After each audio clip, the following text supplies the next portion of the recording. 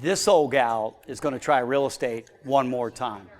Those were the words that our special guest today shared with me when she was resigning her position from the organization I was responsible for, Home Bank, 20 years ago. While it was difficult to lose her talent, I experienced her in the past, and I knew that this part of her story, what she's done for the last 20 years, was going to be a part of her story. And so what took place was she was one of the two co-founders of Keller Williams in the Southeast. She now is responsible oversighting 60 offices, 13,600 lives, real estate agents, and about $25 billion a year in real estate sales. I'd say it was a pretty good decision on her part, and she's written a great story since. Kay, welcome to Personal Professional Best. Thank you, Pat. Thank you. So as one of the co-founders, 60 offices, 13,600 agents, $25 billion a year, did you ever imagine when you were resigning that day, leaving, that this was all going to take place? Well, I imagined it was going to be successful, or I wouldn't have, jumped into it, because I thought the company was good, the models were good.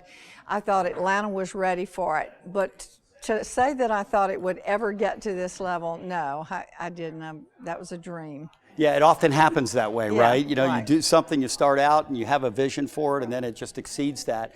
And I find that with people that I've journeyed through life with that reach their best, is that there's usually, it happens that they wind up getting more success than they ever imagined. If you look back now, what are the one or two things, principle-wise, that were foundational when you got it started here, that maintain themselves over the years, that have allowed the success to take place? How do you think about that?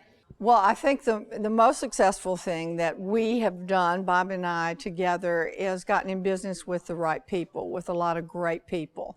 We were pretty selective in the beginning about bringing people on board, and we wanted to start it with high standards, and we wanted to get in business with the right people. And that's what we did, and it worked. So we were talking a little bit earlier before we got started today.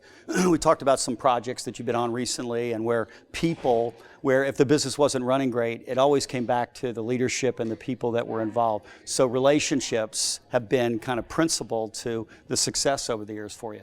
Relationships are completely important. I mean, if we hadn't had relationships in the areas that we were in, I don't know, it would have taken a long time to get started. But you build relationships over years, and one day you turn around and all these relationships are there to help you fulfill a dream. When life gets to our point where we're mature adults.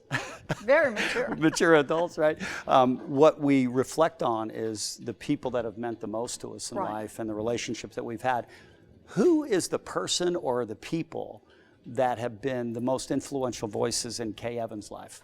You know what, I can just say that without even any thought, but I know everybody says their mother or their father, but it was clearly my mother. My mother was both my personal influence and also my professional. Personal because she lived to be almost 101. Wow. And she had all of her mental faculties. She was current. She loved sports. She loved politics, she loved fashion, people loved to be around her.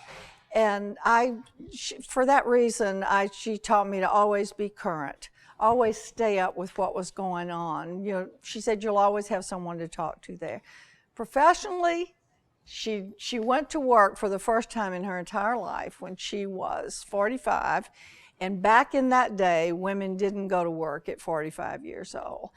And she was in sales, and I watched her create a following that was unbelievable. She worked in a boutique. She didn't own it, but she treated it like she owned it. And I watched the level of service that she gave to everybody. And I watched her on the telephone calling people to get business when she wasn't busy. And, everybody in town wanted to hire her, because that's just how she was. She just believed in maximizing every opportunity in life, and I watched her do that. So there's an old saying that the apple doesn't fall far from the tree. I know someone who sounds a lot like the gal you just described. Well, she was special in that, and she always taught me whatever you do, whatever job you have, whatever task you take on, do the very, very best with it, and opportunities will come your way. So I think what Kay just said is do the very best, right, at it, right? And best is one of those things, it's an activity. It's not like you get there and stay. You get there and you continue to pursue it and get better. I'm so grateful. Your mama obviously knew how you felt about her. Oh, clearly. I had the joy of having her for the last 18 months of her life here in Atlanta. And I got to spend a lot of time with her. And of course I told her, because I wasn't always the easiest child to deal with in the family. And so I felt like I had a lot to make up for there. But I told her how meaningful she had been in my life. That's why me and you work so well together, because growing up, I wasn't the easiest either. I can believe that, too. Isn't that fun? But we got to channel that rebel, right? Yeah, Once you get the rebel channeled. And that's really what she was trying to do. You know, it's important for the folks that are watching today that if there's a person in your life, a voice of influence in your life, make sure you thank him. Absolutely. And if it's too late to thank him and you didn't do enough thanking, then you can just reflect all the lessons that they've taught us, right? And that's a way of thanking, a way of honoring those folks. So our program's all about becoming the best version of yourself personally and professionally. Of course, we've talked about your professional successes. Some people think that folks like yourself, that it's just good fortune. You just get lucky. We both know better, right? There's a formula, humbly, to get to be successful. I wonder if you'd share a short story of some adversity that you faced, and then how did you conquer that adversity? Keller Williams has definite models and systems that we follow, and a time or two I had a little more confidence in my abilities than proven abilities of the company, and I waved away from that and didn't go through the process in maybe hiring some people and putting some key people in a position. And once they messed it up really, really bad, then I had to go in and fix it up. Bob and I had to go in and cleaning up on aisle 9 is never fun. Okay? Cleaning up on aisle 9 is never fun. No. You know, having humility, confidence, right, that we can succeed and we can be the best version of ourselves, but humility to know when we've made mistakes and made choices, take responsibility, and make sure that in our playbook going forward, we change the way we operate, right? Hard for me and you to do, though, because we're a little bit of a rebel, but it's important for people that are listening today, if you want to be your best, knowing that you've made some mistakes and taking responsibility is a pathway to getting better. Well, I got back in the groove and I thought, this is the reason they have these models and systems, because they work. So I'm not deviating. Stay on the anymore. highway, right? Exactly. Stay between the lines. Exactly. Stay between the lines. What are you currently working on? It's so cool to catch up with you today. There was so much that we got to talk about, but what are you currently working on in your personal or your professional life to get better? I'm working right now with the luxury group. We have a luxury group in that we call Live Luxury, and I'm sort of consulting them and helping them plan programs and activities and doing just some unique things with them. So that's what I do. But in my personal life, I've enjoyed over the last few years helping women in business.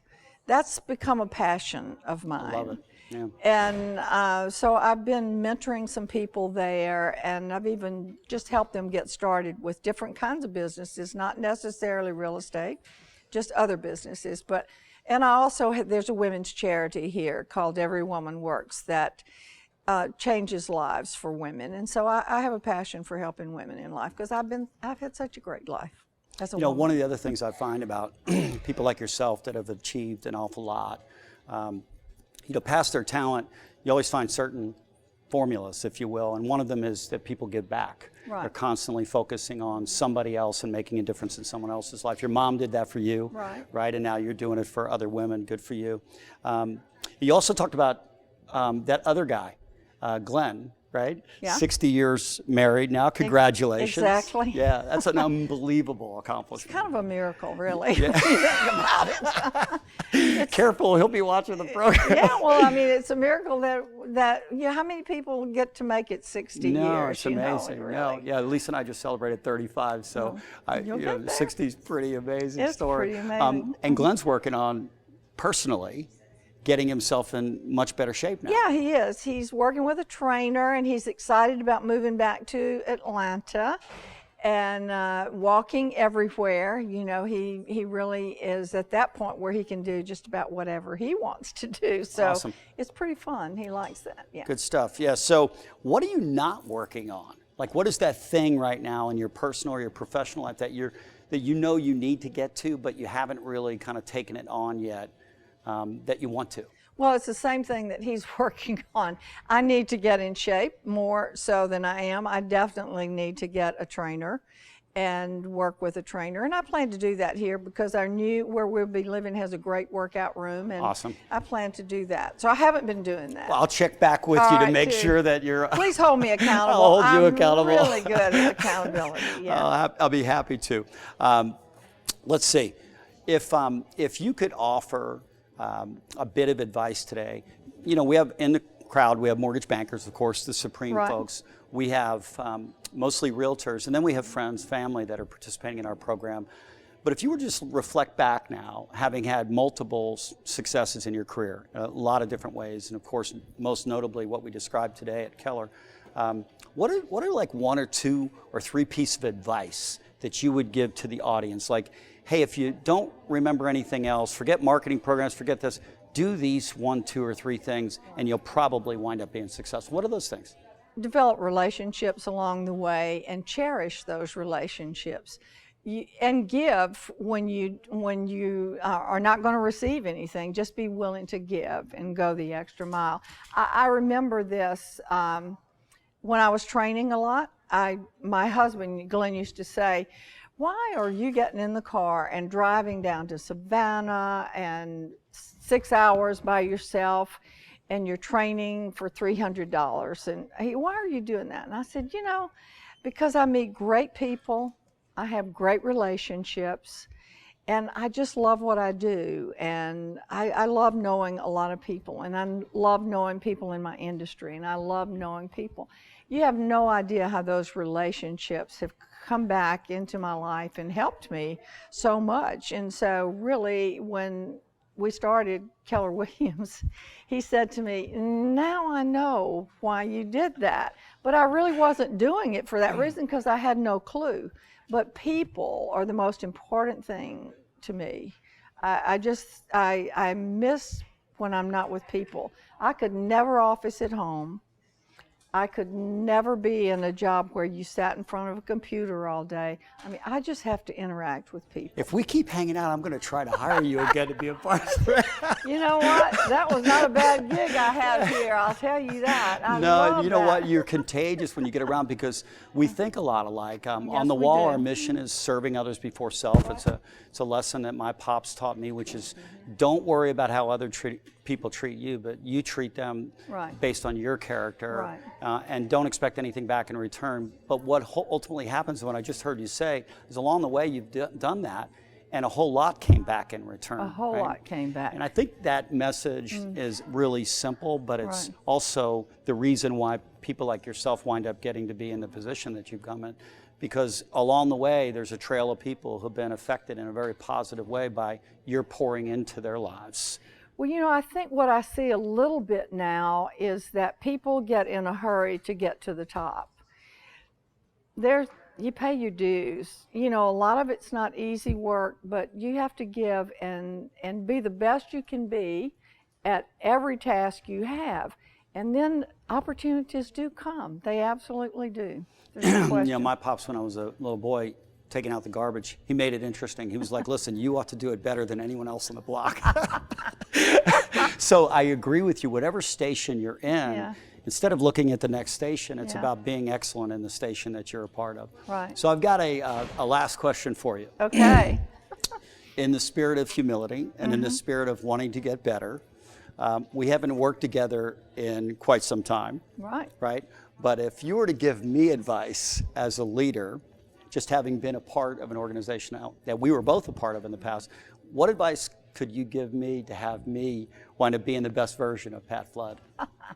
Wow, now that's a loaded question. You know, I look back, I mean, I'm not just blowing smoke here. I look back on my time with Home Bank as one of the most exciting times in my whole career.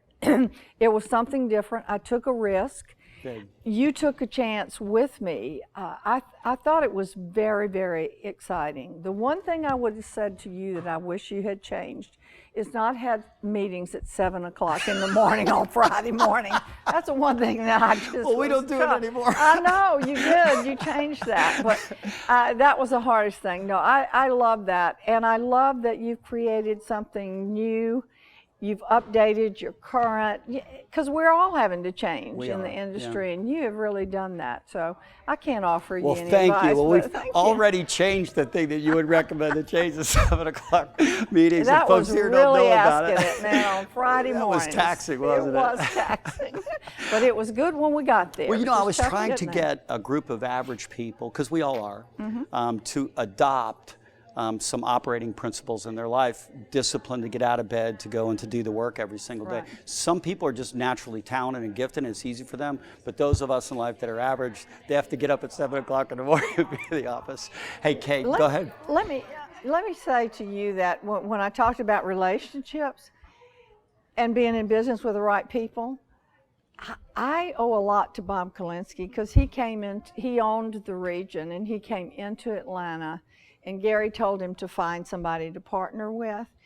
And I'm sure there are a lot of people that he could have selected, but I'm just really happy because we have the same rhythm for things, and that's why it works so well. So partnering, find the right partner, and the job gets a lot easier. And whoever you're in business with really does matter. It does matter, it does matter. Hey, listen, it's been a pleasure having you today. It really has. I appreciate your time.